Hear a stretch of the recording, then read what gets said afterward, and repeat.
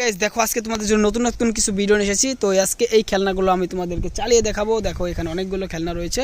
তো প্রথমে আমরা যেটা চালাবো সেটা হচ্ছে সিএনজি অটো রিক্সাটাকে এখন আমরা চালিয়ে নেব। দেখো তো এখন এটাকে আমরা চালিয়ে নেই।